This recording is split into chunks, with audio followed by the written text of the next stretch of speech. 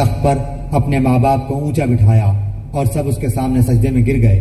تب کہا کہ ابا جی، یہ میرے پہلے خواب کی تعبیر ہے، میرے رب نے اسے سچ کر دکھایا۔ اس نے میرے ساتھ بڑا احسان کیا جبکہ مجھے جیل خانے سے نکالا اور آپ لوگوں کو صحرا سے لے آیا۔ اس اختلاف کے بعد جو شیطان نے مجھ میں اور میرے بھائیوں میں ڈال دیا تھا، میرا رب جو چاہے اس کے لیے بہترین تدبیر کرنے والا ہے اور وہ بہت علم و حکمت والا ہے۔ اے میرے پروردگار، تو نے مجھے ملک عطا فرمایا اور تو نے مجھے خواب کی تعبیر سکھلائی۔ اے آسمان و زمین کے پیدا کرنے والے، تو ہی دنیا و آخرت میں میرا ولی، دوست اور کارساز ہے۔ تو مجھے اسلام کی حالت میں فوت کر اور نیکوں میں ملا دے۔ یہ غیب کی خبروں میں سے ہے جس کی ہم آپ کی طرف وحی کر رہے ہیں۔ آپ ان کے پاس نہ تھے جبکہ انہوں نے اپنی بات ٹھان لی تھی اور وہ فریب کرنے لگے تھے۔ گو آپ لاکھ چاہیں لیکن اکثر لوگ ایماندار نہ ہوں گے۔ آپ ان سے اس پر کوئی اجرت طلب نہیں کر رہے ہیں۔ یہ تو تمام دنیا کے لیے نیری نصیحت ہی نصیحت ہے۔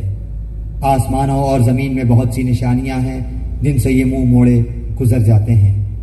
ان میں سے اکثر لوگ باوجود اللہ پر ایمان رکھنے کے بھی مشرک ہی ہیں۔ کیا وہ اس بات سے بے خوف ہو گئے ہیں کہ ان کے پاس اللہ کے عذابوں میں سے کوئی عام عذاب آ جائے یا ان پر اچانک قیامت ٹوٹ پڑے اور وہ بے خبر ہی ہوں؟ آپ کہہ دیجئے میری راہ یہی ہے، میں اور میرے متبعین اللہ کی طرف بلا رہے ہیں پورے یقین اور اعتماد کے ساتھ، اور اللہ پاک ہے اور میں مشرکوں میں نہیں۔ آپ سے پہلے ہم نے بستی والوں میں جتنے رسول بھیجے ہیں سب مرد ہی تھے جن کی طرف ہم وحی نازل فرماتے گئے۔ کیا زمین میں چل پھر کر انہوں نے نہیں دیکھا کہ ان سے پہلے کے لوگوں کا کیسا کچھ انجام ہوا؟ یقیناً آخرت کا گھر پرہیزگاروں کے لیے بہت ہی بہتر ہے۔ کیا پھر بھی تم نہیں سمجھتے؟